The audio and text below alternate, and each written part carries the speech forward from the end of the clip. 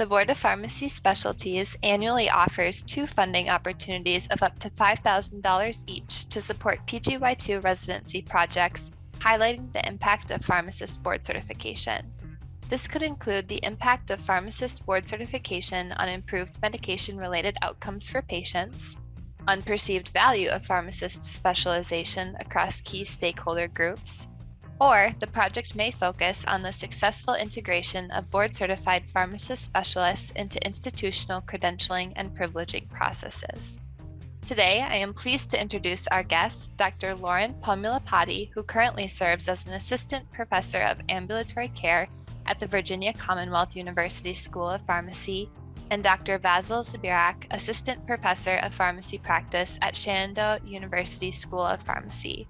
Dr. Pamulapati and Dr. Zbyrak were recognized as the 2020 BPS PGY2 Residency Research Seed Grant Recipients for their project titled Factors Affecting Job Satisfaction in Board-Certified Pharmacists.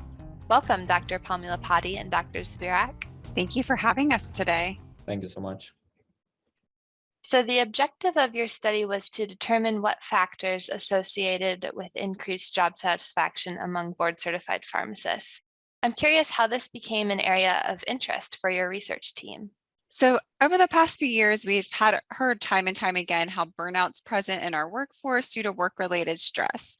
I'd imagine there isn't a single person listening to this today who hasn't experienced some level of dissatisfaction or stress in their work over the past few years.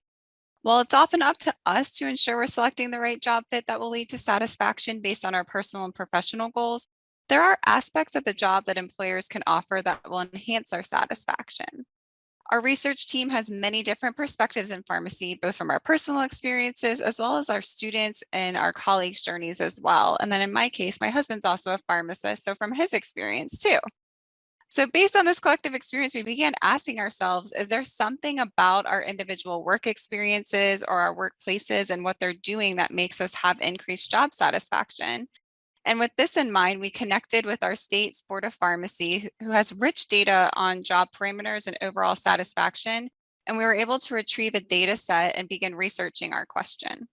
So as you mentioned, both being board-certified pharmacists yourselves and your husband being a pharmacist as well, I'm curious what you've personally experienced as factors that contribute to your job satisfaction. Personally, my level of job satisfaction rises as relevance of work and the impact it has on the patients. I personally have the privilege of working within the transitions of care clinic where I see direct impact on the patients. And I'm able to have that level of engagement that it really just gives me great joy working with the patients that I did not have when I was working as a student, whether it was in the hospital setting or you have that little bit of removal, or even in retail or independent pharmacy where that connection may not be the same. So I have had those variety of experiences, and I always go back to that one-on-one experience that I'm able to work and have with the patient at the end of the day. As a recent graduate, I'm still learning to recognize those factors that give me satisfaction within the workplace and just gain an understanding of those things that are most important to me. In reality, everyone is unique and everyone will eventually have to find that niche. I think I'm still finding my place within the pharmacy world. I would, similar to Vasyl, I'd say my job satisfaction comes from relevance, but also the impact. So I work in academia, but I also have a practice site in ambulatory care. So I work one-on-one both with students and patients. And in both of those settings, I get to see the direct impact of my time and interventions on someone's health, or, in my academic role, and allowing my students to find their career path and find their success within their own trajectory. But I feel like this one-on-one mentality is often seen in a lot of settings. So you think about, in retail pharmacy or in community pharmacy, you often hear about working one-on-one with patients. But I feel like, as I think we'll talk about coming up, we hear this, things aren't always working and aren't great in all of our settings. So what is it about our specific settings that makes us satisfied? And so when I think about some of our survey points, I'd say the diversity of the duties I have and where I carry out these duties have been a major driver in my satisfaction at my workplace. So no day is the same for me. I have a lot of flexibility in where I do my work. Even, before the pandemic, my workplace was different, whether I was at my practice site or here at the school. And so I feel like that also allowed me a lot of variety and just changes. So I think obviously that's a little bit harder to measure in a survey. So I think that's going to be something that we can explore in the future.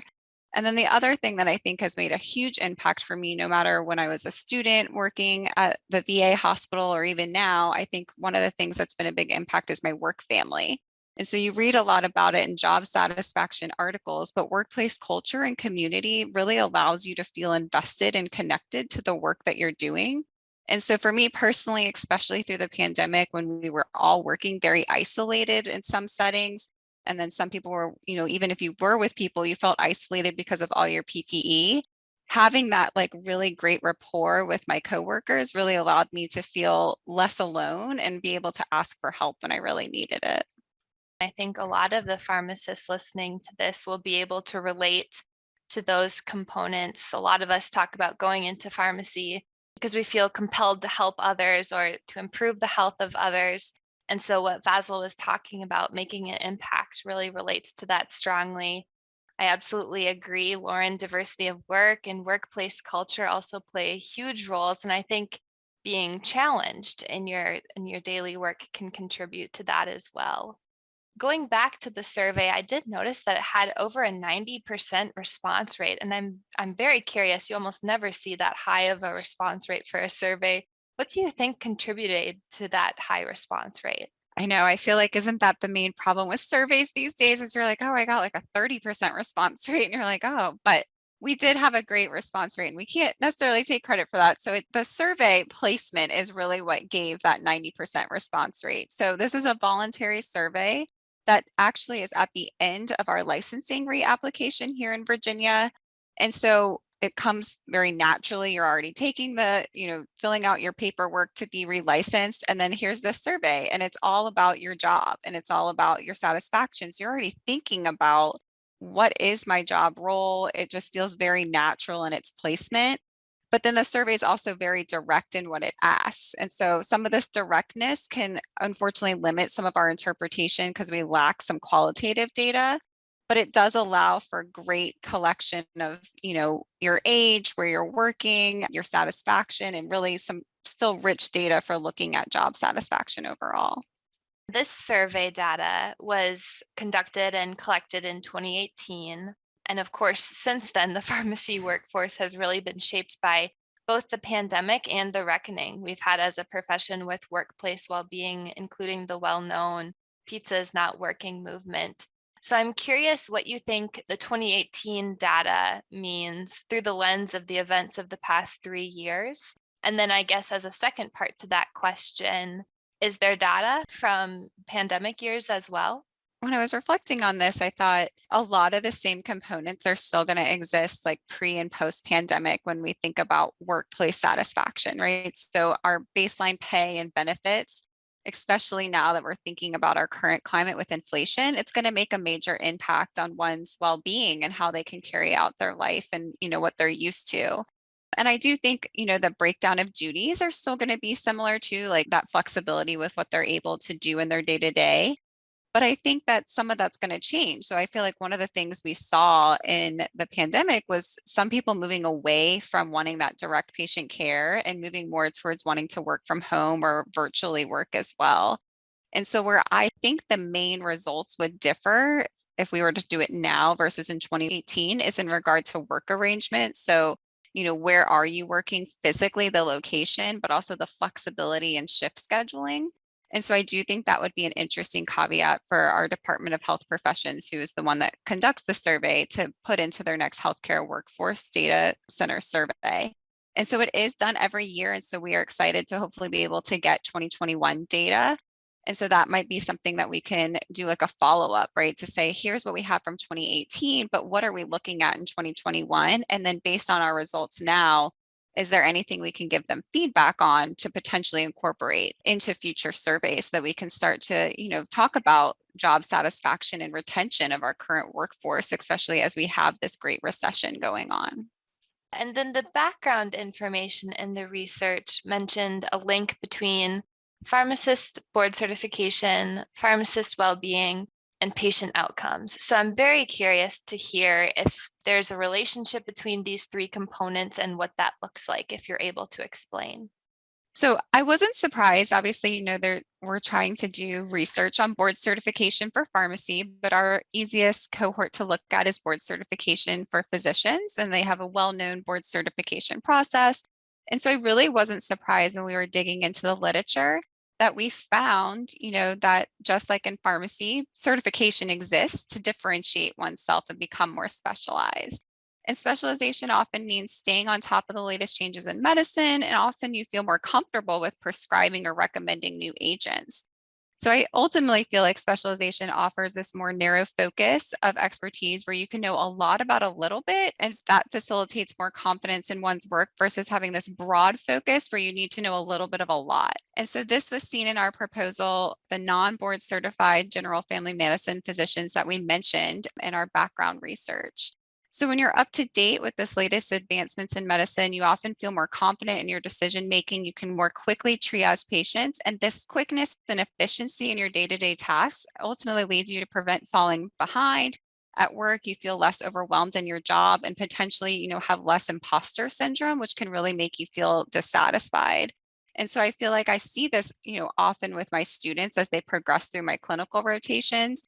From day one to the end of our 5-week rotation, they feel more confident and more efficient. They just feel better. And while they're not specialists by any means, they do feel like they have a better work-life balance because they're not spending as much time having to mull over every word that they're going to use when they're writing a SOAP note.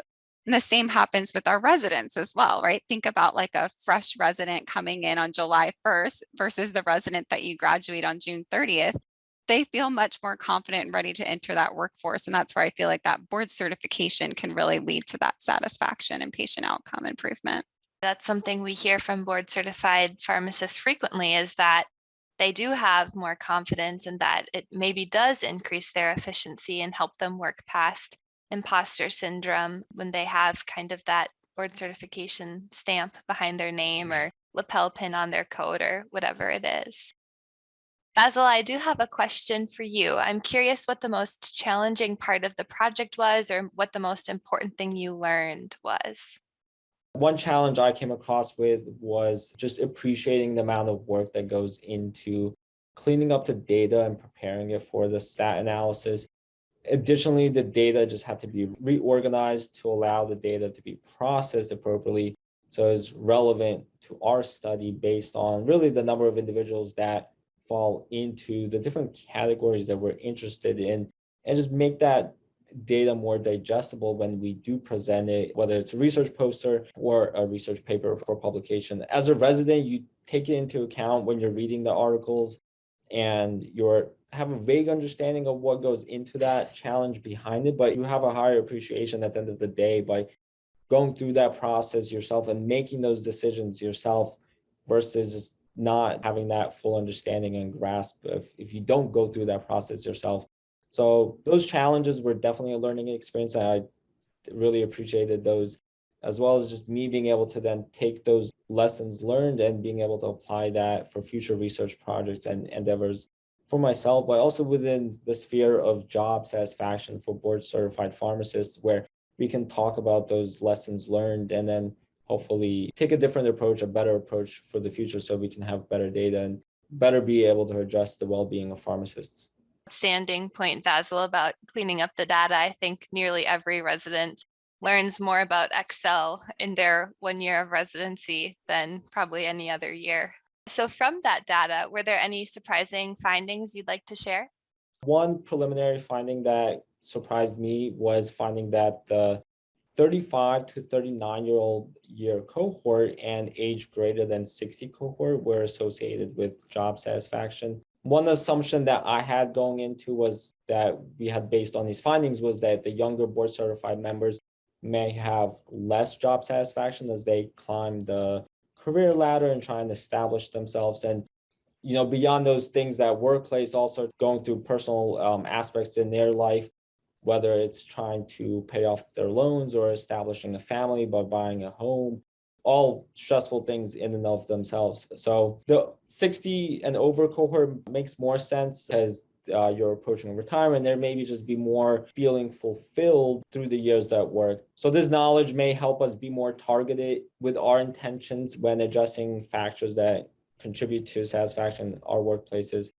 For example, the initiatives may be adopted to more younger populations to facilitate career growth, as well as help the age group feel more comfortable within their scope of practice. And this can help further facilitate job satisfaction in the future. One thought additionally is for the 40 to 59-year-old cohort, keep those individuals engaged in why the job satisfaction may potentially drop off in that age cohort and what we can do, such as potentially offering new opportunities within the current place of employment so they don't leave the current workplace and look for other avenues.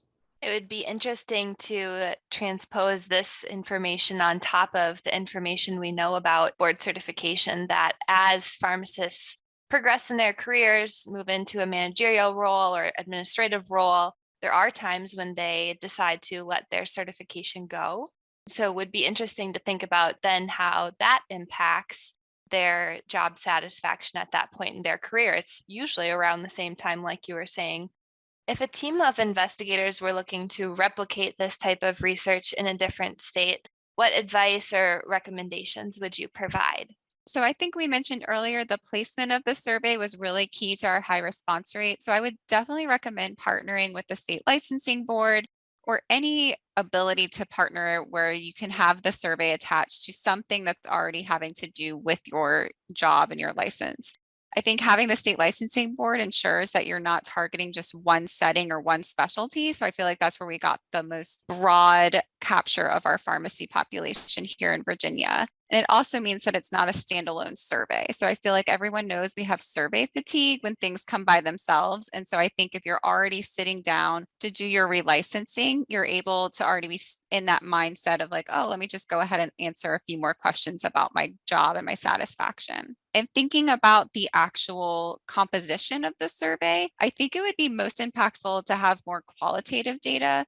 And so having more open-ended questions to get to some of our workplace culture, thinking about, what is your recognition in your job? Is there a career ladder? Do you have additional trainings offered to you?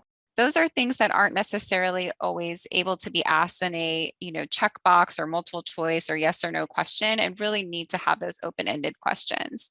And then while our survey really hit on the traditional benefits, I do think that as the workforce changes and priorities change, we're really going to need to capture some of those non-traditional benefits. So thinking about flexible work arrangements, the student loan repayment, parental leave, anything that's beyond just your normal dental, medical, retirement, things that allow you to have more of that flexible schedule will be important to capture to then determine what can you bring back to employer councils and say, hey, when designing a new position or thinking about which benefits to offer your employees to have more satisfaction and retention, here are things that we have found with our new changing of our generation and our workforce that would be helpful for job satisfaction.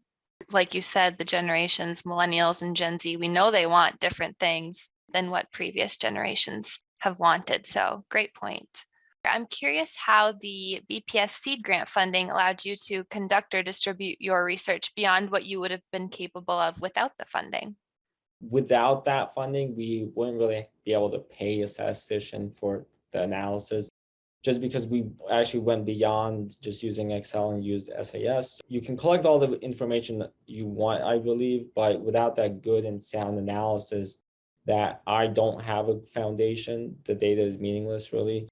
Healthcare is rich in data. I mean, I can pull up my Epic and just grab all the data I want in the world, but at the end of the day, without those resources, that data is really limited. So statistician really helped us in many areas, including or at least they can help in survey creation, data organization, data analysis, and the interpretation of it. While we do not have control of the survey creation process, the statistician team really was critical in helping us organize that data and really providing guidance on how to collapse some of the data points, make it more digestible and understanding so that information can then be demonstrate a difference if there is a difference, and just be able to be interpreted so that a greater audience can look at that data and be able to make actionable changes at the end of the day. I'm so glad that the funding was able to contribute to the statisticians' time in your project, and really glad you were able to have the findings that you did. Back to the state-specific part of this data, I'm curious, what do you think would change if this survey took place in a different state? Do you think there's anything specific about Virginia that makes these findings unique?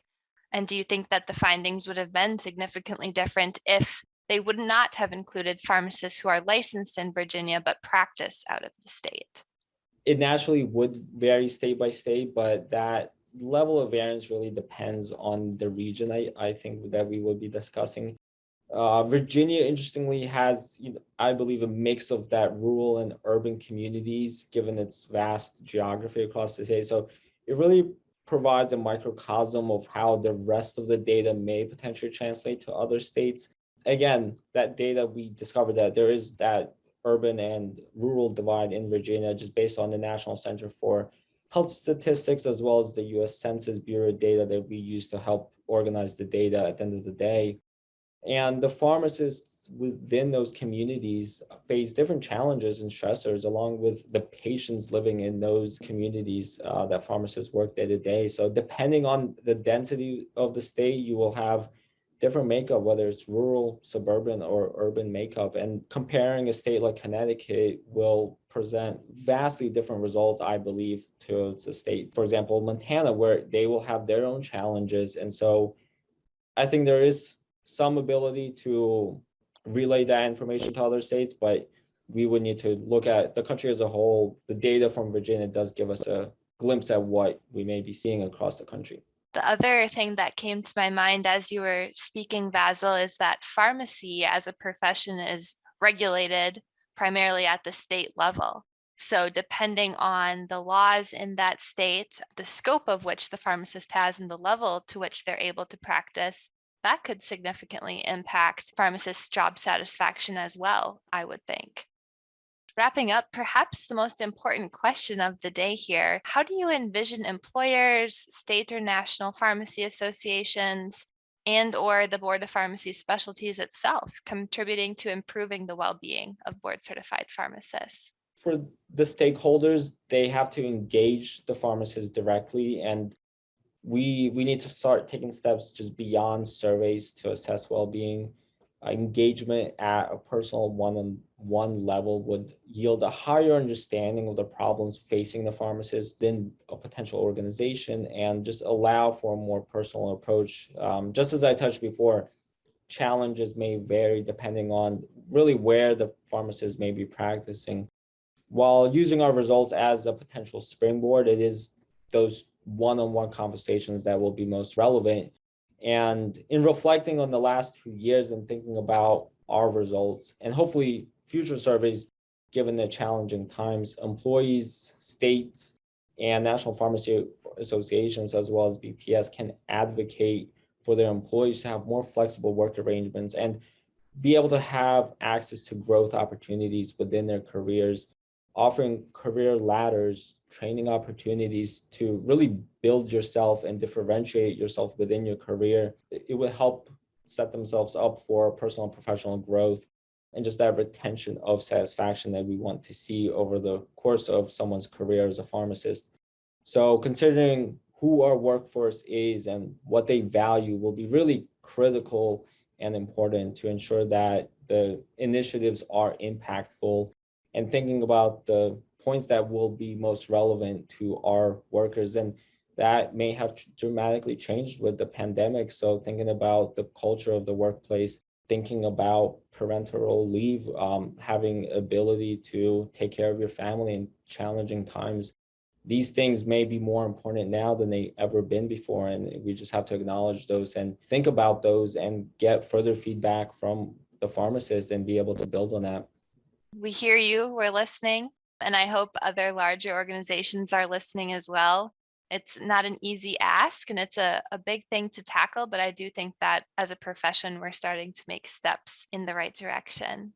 Thank you both for your time today. Before we sign off, are there any final thoughts you'd like to leave our listeners with? No, I think that's it. Thank you so much for having us on today. We look forward to publishing our results for everyone to see, as well as partnering with you all in the future. Thank you so much for your time. I really appreciate being here. I think it's just an incredibly important topic. I think we just need to continue having that conversation and start making those changes. Thank you again. On behalf of the Board of Pharmacy Specialties and our listeners, thank you both for your time today and for sharing your research findings. Not only does your work demonstrate the value of board certification, it also touches on the important topic of pharmacist well-being. Lauren and Vasyl, thank you for sharing your valuable insight with our podcast listeners, and we look forward to following along as you finalize your research. Listeners, we hope you enjoyed the conversation today. Be sure to join us for our next episode to continue learning more about board certification. For residents, residency program directors, or residency preceptors interested in contributing to the growing research on the benefits of board certification, visit the Seed Grant section of the BPS website to learn more.